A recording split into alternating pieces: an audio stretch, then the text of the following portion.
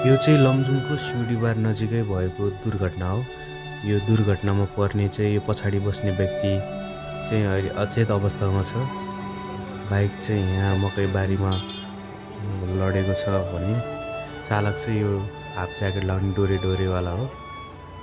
ऊ चाहिँ सामान्य अवस्थामै छ भने यो पछाडि बस्ने व्यक्ति चाहिँ अलिकति अचेत अवस्थामै छ। उसको चाहिँ आधा कम्पर चाहिँ त्यो पिच बाटोमा धस्रिएर चाहिँ पुरै ब्लिडिङ भइरहेको थियो।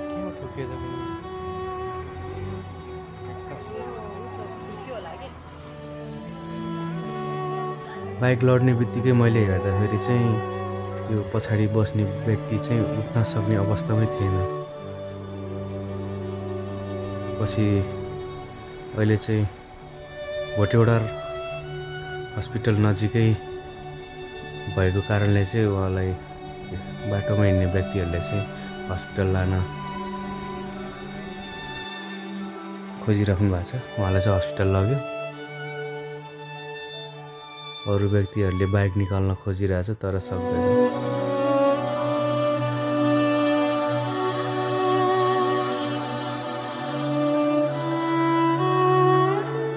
प्रहरीले चाहिँ बाइकको बारेमा विवरणहरू टिप्दैछ। प्रहरी नजिकै त्यो सेतो टी सर्ट लाएर उभिएर हाफ ज्याकेट लाउने त्यही हो चालक चाहिँ।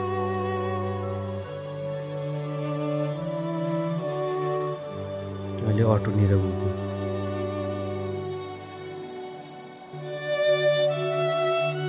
अटोभित्र छिरेर बसिरहेछ। यो पनि अचेत अवस्थामै छ।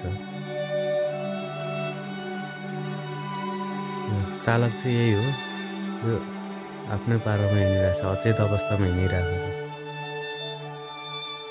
यो प्रत्यक्षदर्शीहरूको भनाइअनुसार चाहिँ त्यो दुईजना व्यक्ति चाहिँ मदिरा सेवन गरेर अलि अनकन्ट्रोल हिसाबले चाहिँ बाइक चलाएको भन्ने कुरा छ।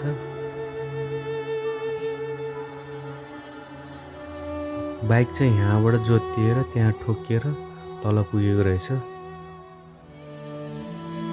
चाउमिन पनि ल्याएको रहेछ, खाजा छरपष्ट छ चाउमिन।